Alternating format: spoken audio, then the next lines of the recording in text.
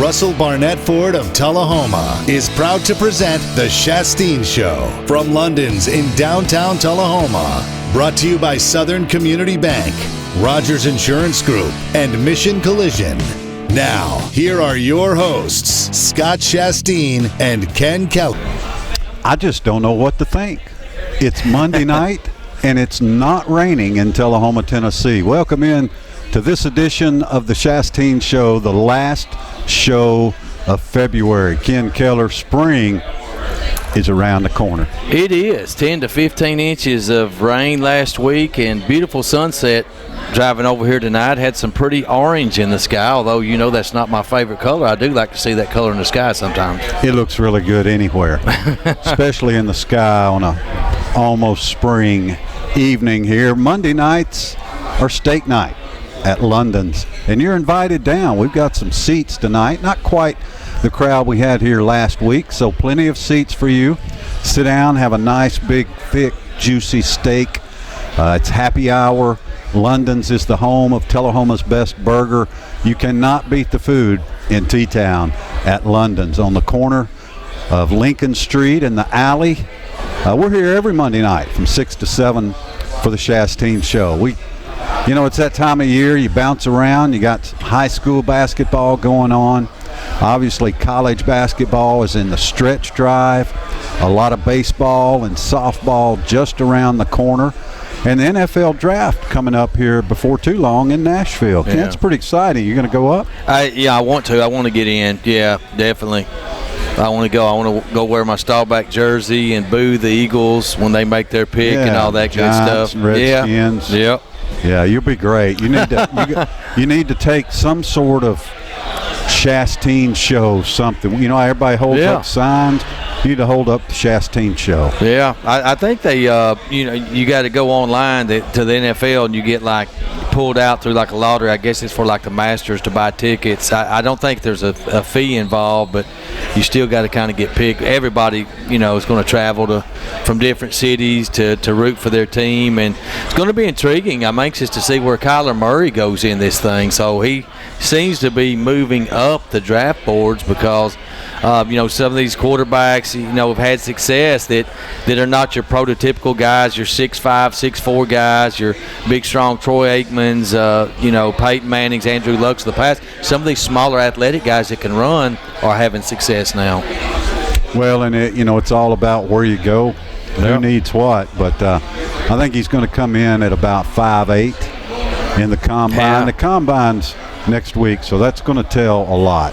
Yeah. Players can move a lot up and down based on obviously their physical performance at the combine, but also the mental part of it, the interviews and all that sort of thing. Your quarterback's got to be able to be the face of the franchise. He's got to be able to talk to the media and to say a lot without saying too much. Sure. And Kyler Murray did not set himself well at the Super Bowl doing the media coverages. You go back and watch some of the Kyler Murray interviews at Super Bowl week.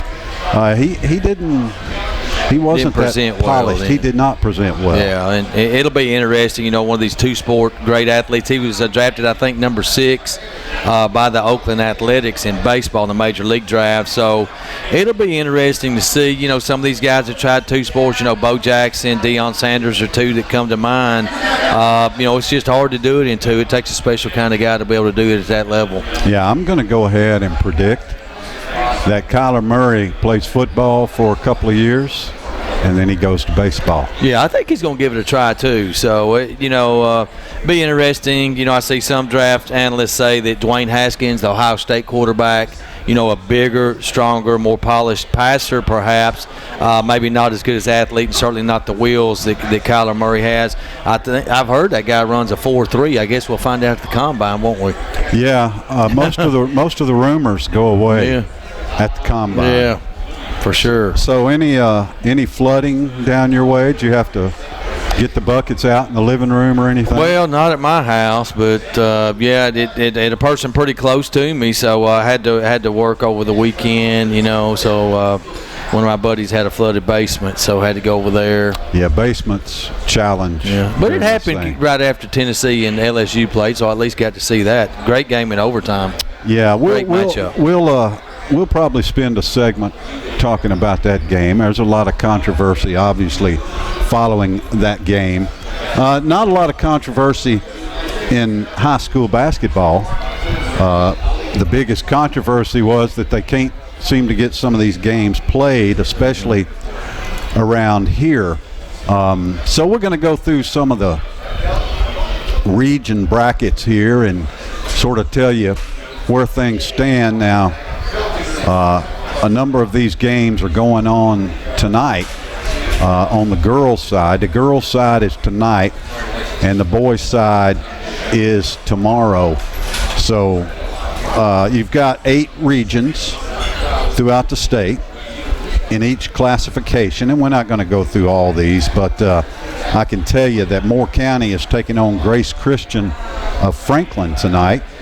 And Moore County comes in as the 2 seed.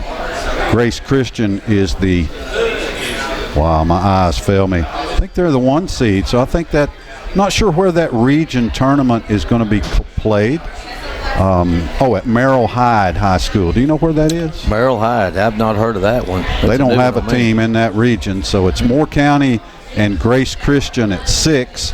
And then Eagleville and Cascade will play at 7. On the girls' side, and obviously the goal is to advance to a sub-state game where you win that thing and go to the state tournament. 8 teams go to the state tournament from each classification.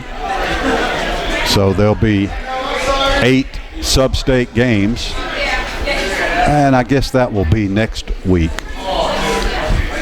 So that's in single A. In triple A, girls triple A is the only region that hasn't played its region games yet. Opening round is Region 4 AAA, our region, because, the mid-state got all the rain, and Murfreesboro got hit really hard, and the region tournament is being played at Riverdale. Pardon me. So those games are tonight. Everybody else is in their second round tonight, but Region 4 AAA is in its opening round tonight. So these games are at the home of the higher seed. So Franklin County travels to Riverdale tonight. Stewart's Creek plays at Coffee County. Lincoln County will be at Blackman. And of course, down the street, 1800 Jackson Street, the Oakland Lady Patriots take on the Tullahoma Lady Cats in an opening round region game. Tullahoma, the number 2 seed, Oakland, the number 3 seed. And these teams split in the regular season. Oakland won fairly handily in Murfreesboro, and then Tullahoma beat Oakland here at the gym on Jackson Street. So the third installment of the series tonight. And I was looking today, a team out of District 7 AAA has won 8 of the last 10 state championships, either Riverdale or Blackman. And the ones they didn't win, they usually played in and lost. And one of them that they won, they played each other, so obviously only one team can win. District 7 AAA, just absolutely, completely dominant in women's basketball, and for the most part, Riverdale, they've won 3 in a row. Yeah, and the same thing with football. Not many state championships. 7 out of 10. That's outstanding. 8 out of 10. Yeah, because they played each other. You said that one time. Yeah, so that's almost unbelievable, but sure is. It shows where the talent is in the state of Tennessee, in Murfreesboro. There now, the boys, on the other hand, will play tomorrow in Class A down in Region 4 Single A. It is Fayetteville against Lead Academy, and again, this tournament is at Merrill Hyde High School. And Merrill Hyde has a boys team in. They'll go against Eagleville, and Fayetteville against Lead Academy. So Eagleville and Fayetteville, from our listening audience, is still in the Region 4A tournament. And on the boys' side in Class 3A, Region 4 AAA, same thing has happened to the girls. They weren't able to play the games on Saturday, so they've all been pushed back to to tomorrow. So they're going to have to, there's no day off. Most of these regions, of these teams who advance, they're getting 3 or 4 days off before they play tonight and tomorrow night. Yeah, not the boys in our region. Yeah. They're playing tonight, so they're playing at the home of the higher seed, which means Lincoln County will go to Oakland. Riverdale will travel to Coffee County. Blackman will go to Columbia. Well, that ought to be a heck of a game. And Lincoln County plays at Siegel. Those games tomorrow night, Tuesday night, 7 o'clock, the home of the higher seed. And then the 4 winners will advance to Riverdale to begin the region tournament. And that starts on Wednesday, so no break. Play tomorrow night. Region tournament starts on Wednesday. Well, it's certainly an advantage to those boys teams Wednesdays that have already played and had some rest. It's hard to go back to back like that in tournament action. And it is, and I think back fondly of the few years on the ticket where Deuce and I would follow both Tullahoma teams as long as they played.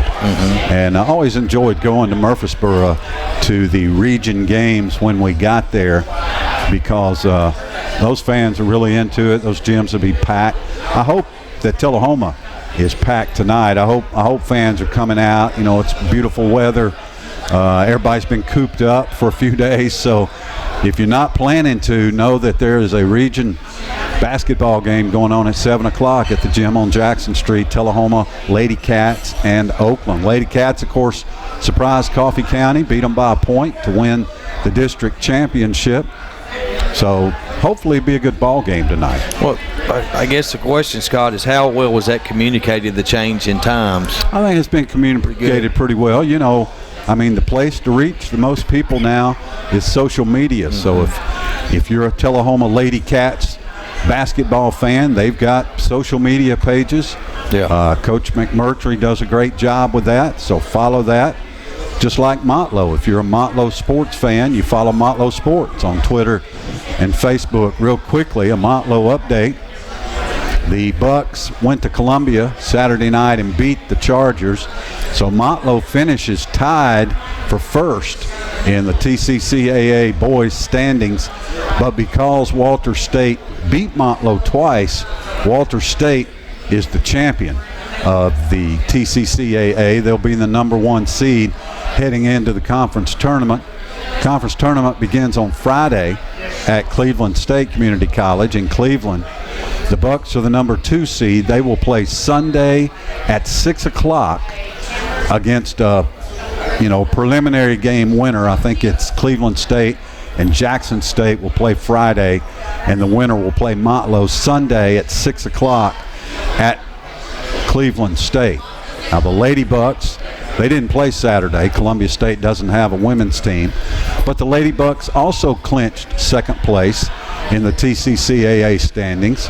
So they will play their first game Saturday at 6 o'clock against the host team, Cleveland State. So the Lady Bucks Saturday at 6, the Bucks Sunday at 6.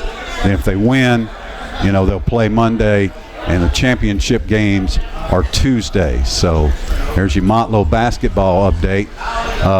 The Bucks play baseball this afternoon. I have not gotten the finals. They hosted Martin Methodist in a doubleheader, the Martin Methodist JV. Both teams went south for the weekend. I haven't gotten finals on those scores. The Bucks, I did see some finals. I think they went like 2-2 maybe in their trip to Niceville, Florida. Who wouldn't have wanted to be in Destin this weekend, right? Timing, yeah, absolutely. I'm telling you. And the Lady Bucks went to Tuscaloosa. I have no idea why anybody would go to Tuscaloosa, Alabama, but they went to play some games, and you should be able to check motlowsports.com tomorrow. I should have all those final scores up. A lot of controversy. SEC basketball this weekend. big deals done by the Predators here at the trade deadline. The AAF had better ratings in its third week than it's had in its second week. Maybe they won't have to borrow $250 million to keep going this week. Ken's got the AAF update. I've got some bracketology to talk about, and there's a whole lot more. We're at London's here in Tullahoma. It's steak night. Come on down and feed your face. Driven by Russell Barnett Ford of Tullahoma. Live at London's, it's the Shasteen Show on the Rooster 1015. Have you heard the news? The Russell Barnett Automotive family has launched its new and improved website. That's russellbarnett.com. With over 1,000 new and pre-owned vehicles to choose from, then look no further than russellbarnett.com. Online service appointments, customer testimonials, and vehicle history reports, this website has it all. We are the largest Middle Tennessee family-owned dealership with 5 locations to choose from. russellbarnett.com, and why buy anywhere else?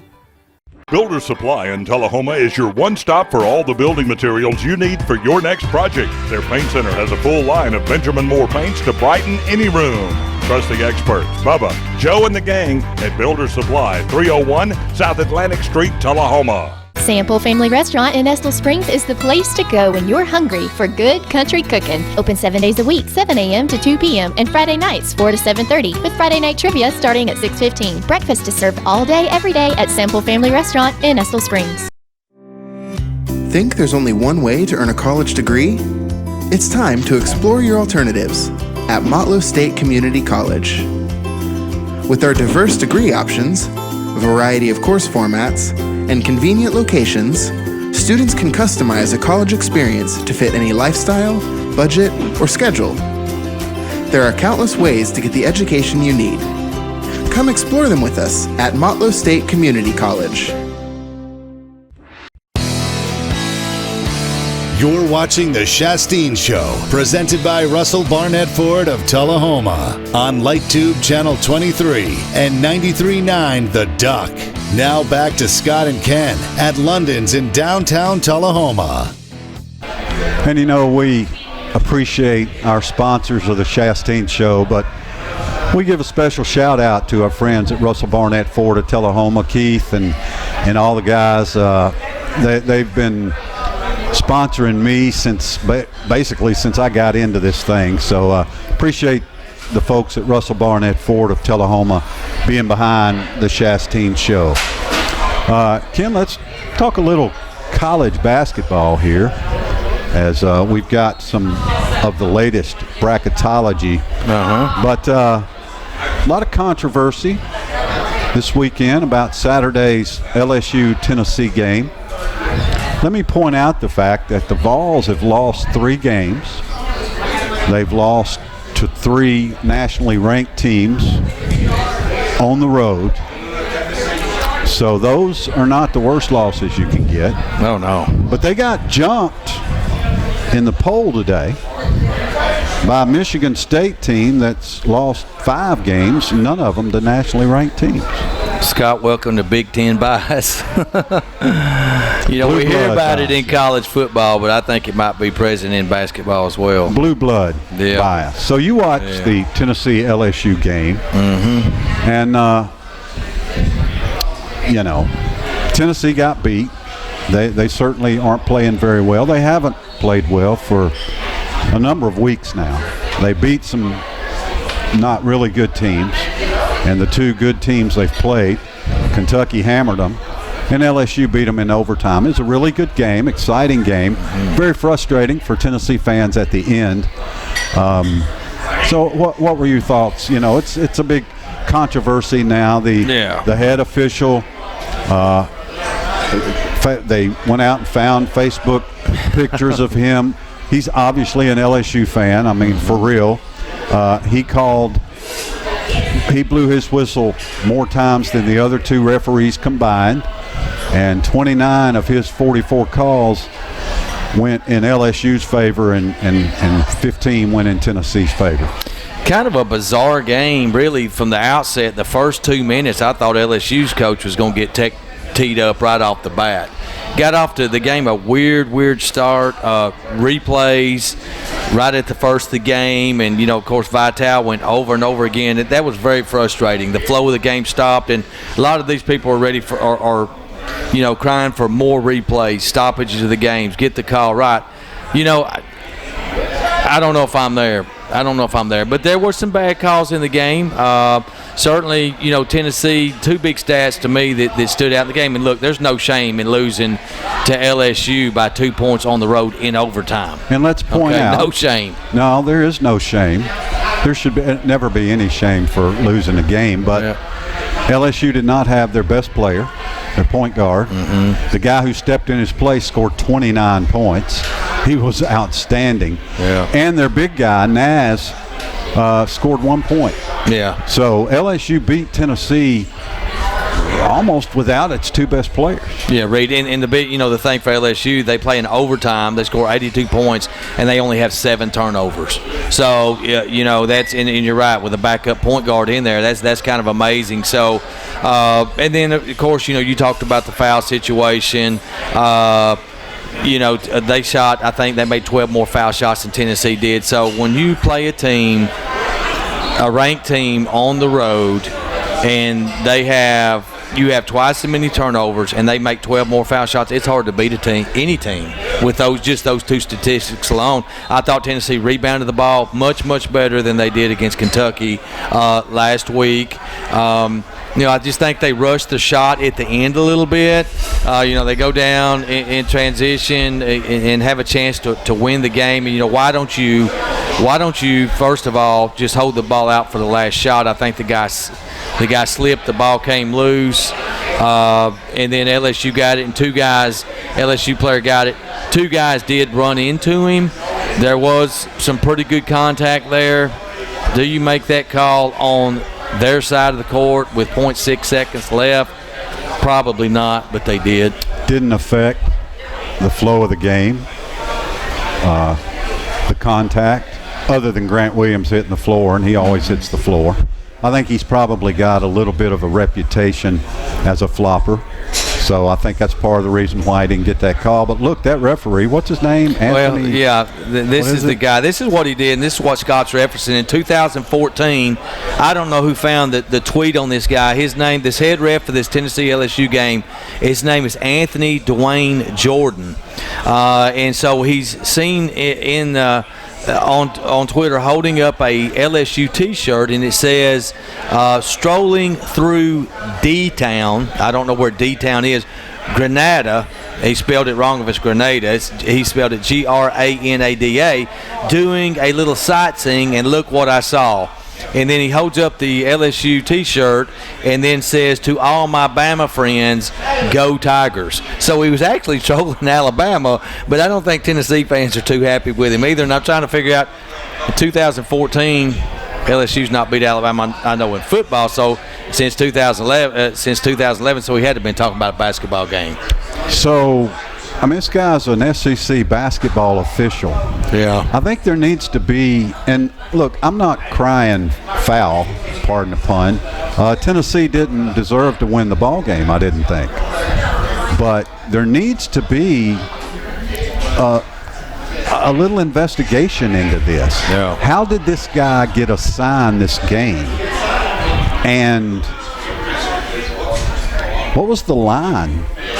What was the point spread on this game? And somebody needs to check and see if this guy or people really, is there some gambling situation involved here? This guy blew the whistle more than the other 2 guys combined. Yeah. And 30 of those 44 calls were in LSU's favor. That's drastic. Your guy, you like to quote Conspiracy Clay Travis on here, and Clay Travis was just like, this is ugly, really ugly. Definitely. So I'm not boo-hooing the loss. I don't think it's that bad of a loss. I've said all along that I'm okay if Tennessee is in a little funk in February and doesn't get a number 1 seed and go in winning 25 games in a row. I don't want that. I'd rather them have issues now. Keep in mind, LSU and Kentucky, both big, strong, physical teams in gyms that were absolutely crazy. Those LSU fans, they had to stay up all night getting ready for that thing. I mean, it was 11 o'clock in the morning, and they were. It was like Baton Rouge on a Saturday night in more ways than one. Yeah, they were berserk.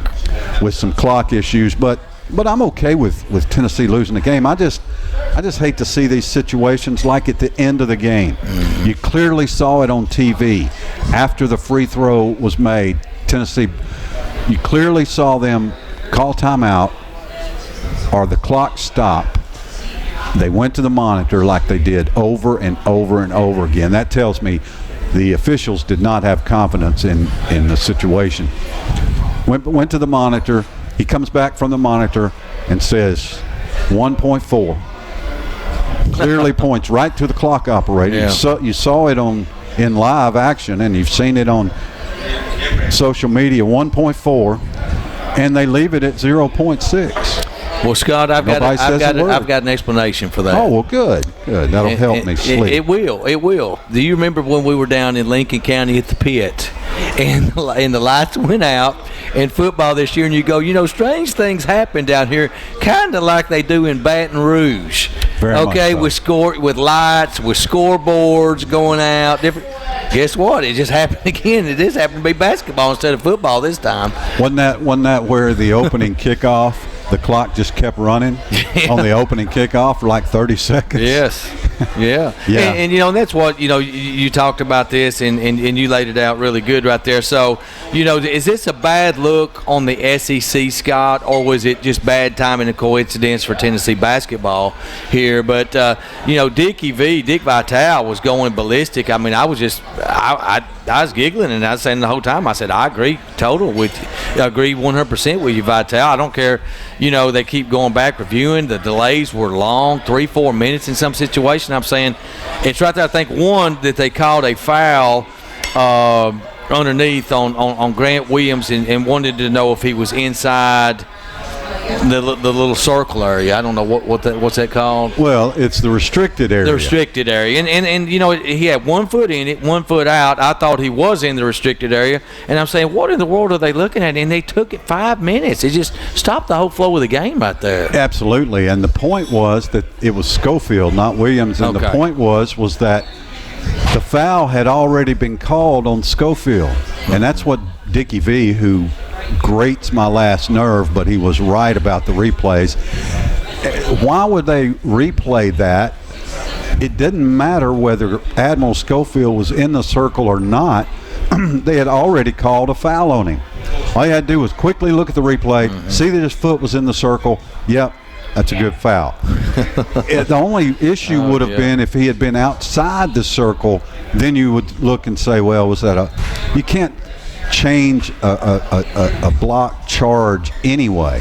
The worst call was when Grant Williams was guarding the ball came in, and Grant Williams was guarding the man with the ball, and the man with the ball's elbow hit Grant Williams right in the face. Grant Williams went down on the ground, and Mr. Anthony Jordan quickly came in and said, that's a block on Williams. They went back and looked at that, ended up calling a flagrant one on the LSU player for the elbow, but they kept the blocking call against Grant Williams. And Dickie V was right there. That was plain as day. Yeah. Anybody could see that. Well, and you're exactly right. I mean, how? But still, how? So you look at this. What was his name? Anthony Jordan. Anthony Dwayne Jordan. Tennessee fans are going to remember that name Tony for a while. Jordan. They don't want to see this guy around calling their games anymore, especially when they play LSU. But he should have never been at that game. If he was an LSU fan, they can go out the SEC office and they can find. If they can say that I'm a booster when I'm not a booster, they can sure say this guy's an LSU homer and not let him call a Tennessee LSU game in Baton Rouge. And as far as I'm concerned, and You think about it and you wonder how against the Rams Saint game, how all those California officials came into New Orleans to call that game. How did the NFL allow that? How did the SEC allow this? I know in football, if they have an affiliation with the school, Steve Shaw, he was the head over the SEC officials for many years. He was in Alabama. He's an Alabama graduate, but he was not allowed to call any Alabama conference games. And I think there's a couple others like that. I just know Steve Shaw, but a couple others that have affiliations with different SEC schools that they are just not allowed to call their games, period. So how did this guy, what's his affiliation to LSU? Does he have a cousin there? I don't know. He's obviously a Tiger fan because he spelled the Go Tigers Geaux, just like those Cajuns do down there. You're an LSU fan if you spell it like that right there, no doubt. And I'll correct you on one thing. Go ahead. As you know, I have close ties to Knoxville, and Tennessee fans desperately want to see Anthony Jordan referee a game in Knoxville. My bad. We want him to come to Knoxville. Yes. Oh yeah. We got some treats for it. I got you. Yeah, I'd like to see that. Well, just good. Kind words will be tossed his way, I'm sure. Got you. Tennessee fans have a long memory. They do. Because we don't have any success, so anything we can get to complain about, long memory. Yeah. Long. And just ask these Charles are good Woodson. points. Yeah. Right? Yeah, Just ask Charles Woodson. Yeah. I mean, yeah. we hate Michigan still because of him. You're right. 21 years. Hate that maize and blue because Anthony of Charles Woodson. Jordan. Come on to Knoxville. It'll be fun. We're going to have a little fun with the AAF. Talk a little Preds trading deadline with Smash when we come back. Driven by Russell Barnett Ford of Tullahoma, live downtown at London's. It's the Shasteen Show on the Rooster 101.5. Have you heard the news? The Russell Barnett Automotive family has launched its new and improved website. That's russellbarnett.com. With over 1,000 new and pre-owned vehicles to choose from, then look no further than russellbarnett.com. Online service appointments, customer testimonials, and vehicle history reports, this website has it all. We are the largest Middle Tennessee family-owned dealership with 5 locations to choose from. russellbarnett.com, and why buy anywhere else? Do you need more? More golf, hunting, or camping? More basketball, soccer, and baseball? Do you need more football? Do you just need more sports? LightTube's digital sports tier has more sports. Offering 12 additional sports channels for only $3 additional a month. What are you waiting on? Call 455-4515 and get more today. Get the gig. Get the world's fastest internet with LightTube. That's 1 gig down, 1 gig up internet speeds for only $89.95 per month. Call LightTube today to upgrade and get the gig. Call us at 455-4515 to learn more. LightTube. Local people, local service.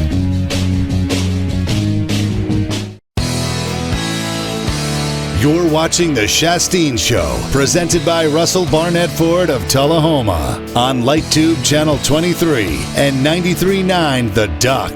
Now back to Scott and Ken at London's in downtown Tullahoma.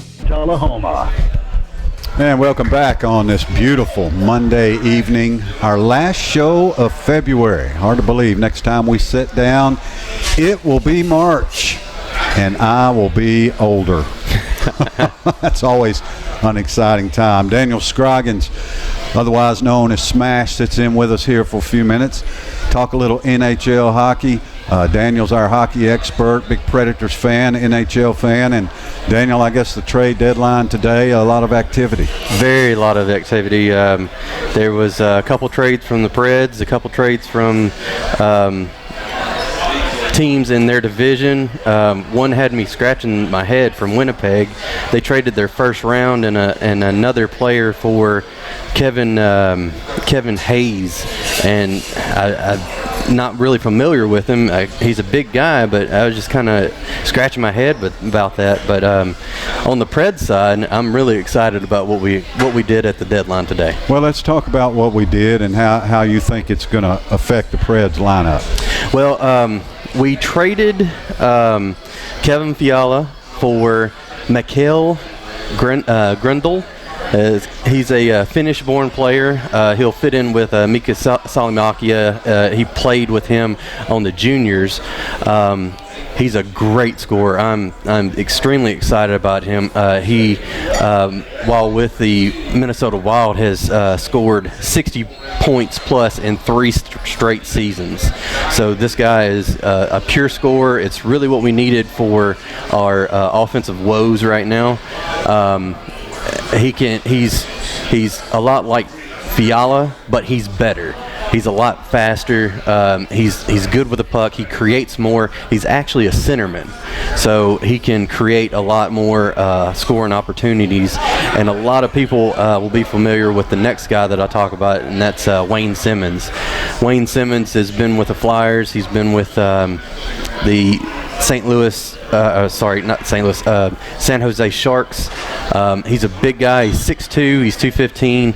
He's another centerman, but he's been playing left wing right now.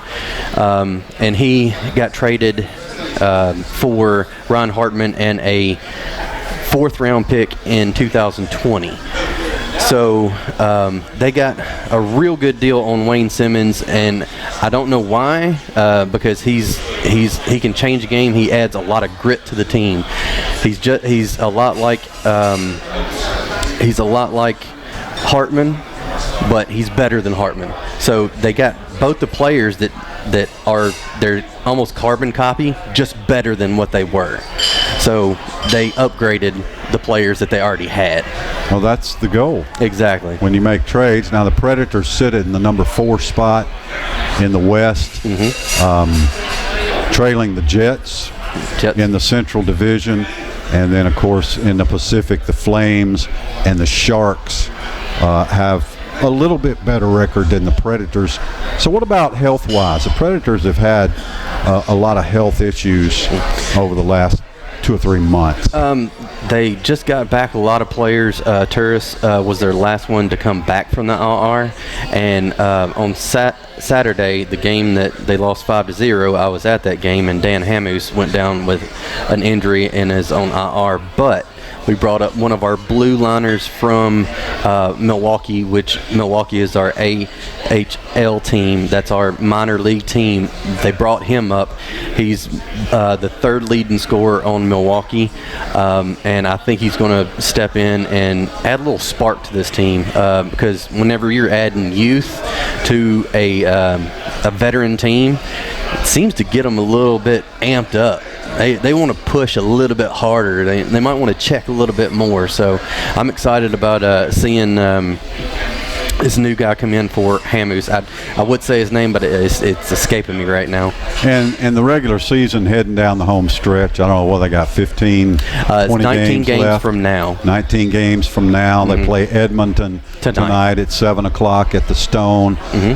So, you know, it's time to start rounding into playoff form. I've been talking all year about the fact that I didn't think the Predators were going to have this super regular season again. That didn't serve them well last year.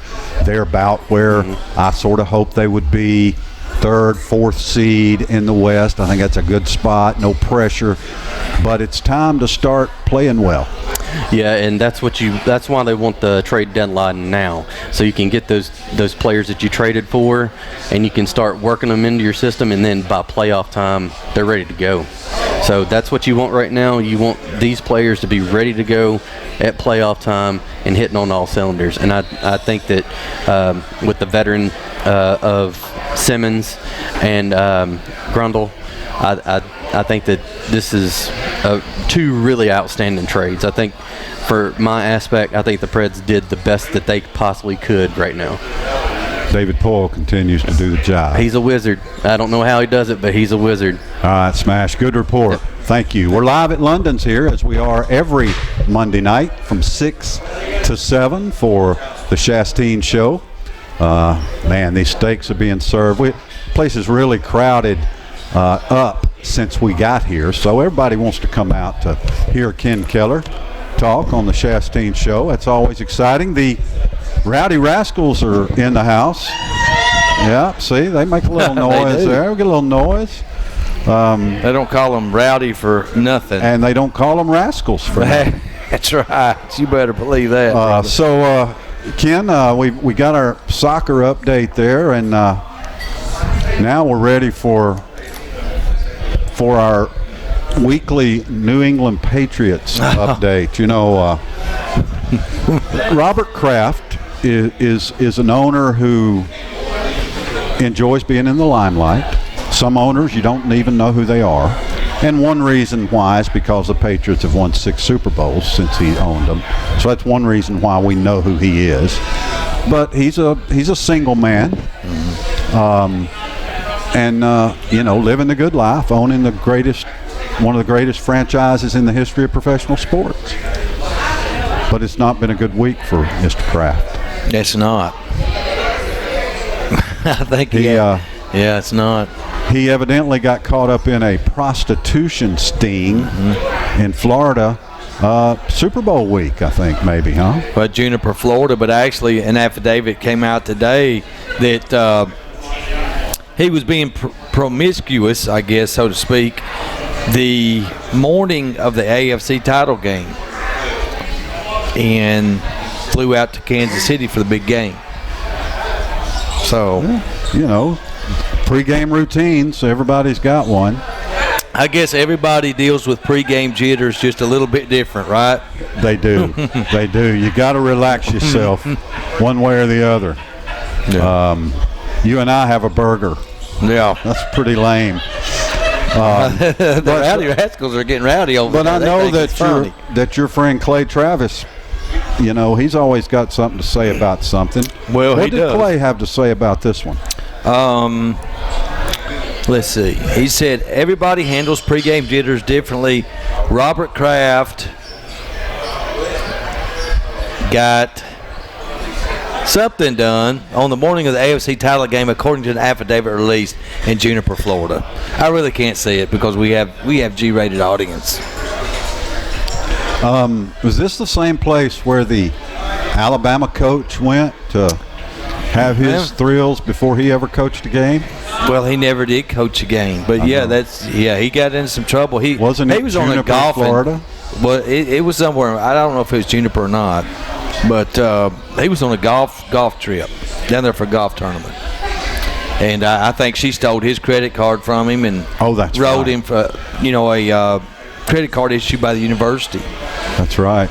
And that didn't work out well for Coach White. No, it didn't. Coach Price, no. Mike Bryce. Bryce. Yeah, Mike Bryce. That was it. Bryce. Yeah. So what about, excuse me, we talked about the Tennessee LSU game, and I meant to mention when we did about Coach Will Wade for the LSU Tigers. Will Wade was the coach at UT Chattanooga, and there were a lot of people who wanted Will Wade in Knoxville. And now, according to Vol Twitter, we officially are supposed to hate Will Wade because he berated the officials like he was a John Calipari or something and never got teed up or anything. Yeah, that was amazing. And I said that a few minutes ago, man. The first 2 minutes of that game, I can't believe that guy didn't get a tech. He was eating them alive. Well, what about during the stoppages when they would go to the monitor? I mean, he was just wearing them out. I think if, people put one and one together there, they'll figure out him and Mr. Jordan know each other quite well.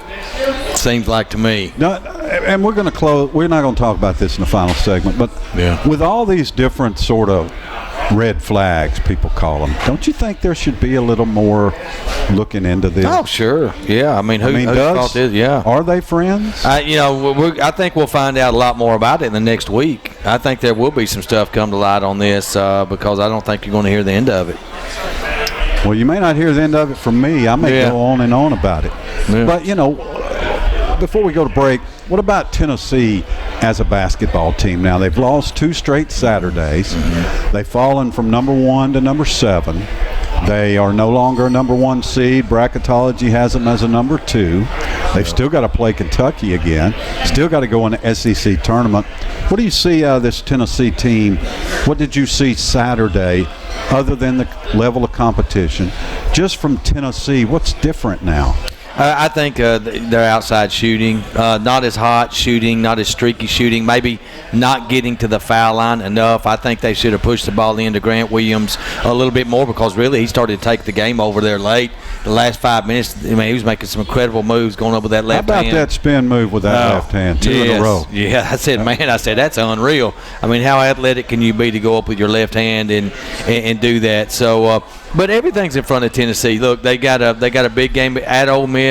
Got to go on the road on Wednesday. They're favored in that game by about 3 points, but that's a dangerous matchup for them. And then Saturday, big matchup Saturdays. Of course, Tennessee host the Kentucky Wildcats in that game. Now Tennessee's favored. Kentucky was favored in Rupp Arena. Tennessee's favored by 2.5 in that game. And another big game Saturday, LSU has to go to Alabama. LSU 3.5-point favorites. Alabama's back to the wall. Let's see if Avery Johnson can pull one out there. But Tennessee is in a three-way tie now for first. They are behind. They lose the tiebreaker to both Kentucky and LSU right now. But if they beat Kentucky and Alabama beats LSU, they got first, on their own, and they're back in the standings for number 1 seed. Oh yeah, they've got everything in front of them still. Right now, Alabama listed in the last 4 in. Yeah, and listed to play in one of those first 4 games. Yeah. So we'll see how the Crimson Tide do. We'll talk a little more college basketball and AAF football and more. On the other side, our final segment, driven by Russell Barnett Ford of Tullahoma, live at London's. This is the Shasteen Show on the Rooster 101.5. Trucks, and more trucks. Keith Barnett here with the Russell Barnett Automotive family, and we have your next truck. From the Ford F-Series, the Ram, Chevrolet, or the GMC, then look no further than the Russell Barnett family. With over 350 new and pre-owned trucks to choose from, now is the time to buy. Stop by one of our 5 locations. That's Russell Barnett Chrysler Dodge Jeep Ram, Chevrolet GMC, Ford of Winchester, and Russell Barnett Ford and Kia of Tullahoma, or visit us on the web at russellbarnett.com. Why buy anywhere else? I'm working with a home buyer from Louisiana, and he asked me what type of internet access we have in Tullahoma. So I told him all about LightTube, and he said, "You're kidding me. There's fiber optics available in Tullahoma?" And I said, "Not only that, but it's great service, most reliable. You get to work with people in Tullahoma, and it's awesome." And he said, "People need to know in Tullahoma how lucky they are." Think there's only one way to earn a college degree? It's time to explore your alternatives at Motlow State Community College. With our diverse degree options, a variety of course formats, and convenient locations, students can customize a college experience to fit any lifestyle, budget, or schedule. There are countless ways to get the education you need. Come explore them with us at Motlow State Community College. You're watching The Shasteen Show, presented by Russell Barnett Ford of Tullahoma on LightTube Channel 23 and 93.9 The Duck. Now back to Scott and Ken at London's in downtown Tullahoma.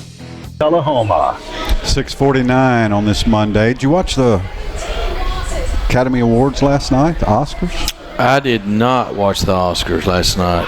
I could care less really about the movies and all that, but 2 excellent musical performances. Queen with Adam Lambert, awesome. And Bradley Reeves and Lady Gaga. Bradley Reeves, that's not right. I work with Bradley Reeves. Bradley Cooper and Lady Gaga singing the song From a Star Is Born. Okay. Now, this guy's an actor. He's never sang them. Yeah. He was great. I mean, it was great performance. I'll have to watch that. It was not worth the 2.5 hours in between. Yeah. But, sometimes you do what you do. One of the things about this time of year that you and I really enjoy is baseball season right around the corner. I think I enjoy spring during baseball season more than I enjoy July during baseball season, because by July I'm just like, but in the spring it's exciting. And one of Tullahoma's 3 professional pitchers took the mound this weekend, and we got to see a little bit of it on social media. Justice Sheffield had a strong outing. All right, yeah, looked good, man. 4 strikeouts in 2 innings, and working the off-speed pitch well, pitching inside and outside, both corners of the plate.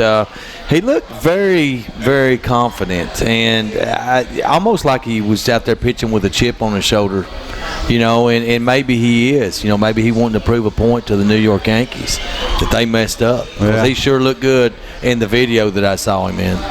Well, as we know, the first 2 innings of spring training don't prove much, but it's a good start. Oh, yeah. And, of course, David Hess has reported with the Orioles. Jordan Sheffield has reported with the Dodgers. So what about those baby blue uniforms the Mariners had on? I like them. T-Chef seemed to like those. Yeah, he seemed to like them, and kind of looked like the D-Rays a little bit, the Rays, Tampa Bay Rays a little bit. They're powder blue ones, kind of. And the last rookie from the Seattle Mariners to win a Rookie of the Year award was way back 18 years ago. A pretty good little hitter, played right field, named Ichiro Suzuki. I think that guy's pretty good. So. Is he? Do you think he's got a shot at the AL Rookie of the Year award? I think he's got to make the rotation first. Yeah, I think that's where you got to start. He's pitched 1 major league inning, so he's got to make that rotation in Seattle. Yeah, and if he gets and he'll probably be the 5 spot if he does make it. But then you just got to do it every chance you get to start. Well, the pitches that he was making, you're throwing off-speed stuff on the outside corner. I mean, the off-speed's hard to hit if you keep it down low, but he's hitting the corners, working in and out. If he can keep, if he can pitch backwards, keep the major league hitters guessing, he will have success. You just can't fall behind in the count, 2-1, 3-1, and then, try to shove a fastball by these guys, because in the major league that's not going to happen. So his really off speed is going to be critical, because that's going to set up his fastball. Yeah, and the Justice or Jordan, Justice especially though, never going to be a power pitcher. I mean, he's not going to come in and blow guys away with 4 or 5 straight 99-mile-an-hour fastballs like some of these guys do. Justice is going to have to paint the corners. He's going to have to change speeds. Mm-hmm. That's going to be his ticket. And the thing that I've always admired about him is he had advanced pickoff moves at an early age. Honestly, I mean, in person, he had the best pickoff moves. Just a little step off, sling over to first base. I mean, just quick, man, just quick as a cat. And then defensively fielding the ball is bunts, comebackers. He's phenomenal there. So those are 2 pluses. So he's not going to be kind of like that left-handed pitcher that the Cubs had that don't throw to first, because he's got a phobia that he can't, throw it to first on a pickoff. John Lester, I think it's John Lester, the guy. But he's got really good athleticism out there on the mound. Great pickoff moves, and I don't know how much bunting the major leagues do now, but I feel that guy's like an extra infielder on the mound. Ken, who took the high road this week?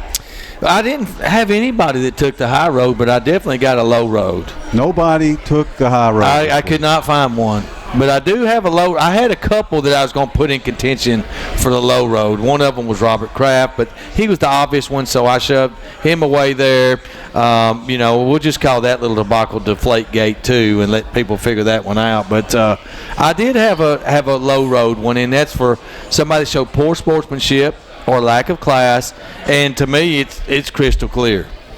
I'm not going to attack Robert Kraft for his personal life, but this other one, it was just poor sportsmanship. So I got to give that one to you. You want to hear it? Sure.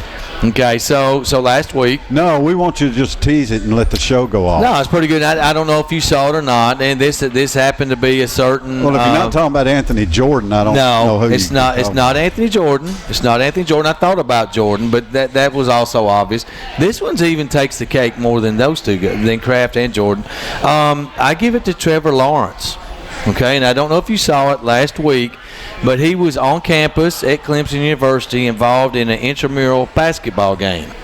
Okay, in that basketball game he was playing, and he was in the backcourt full court pressing, which everybody knows, our audience probably knows what that is. He's trying to steal the ball in the backcourt and get a layup or whatever.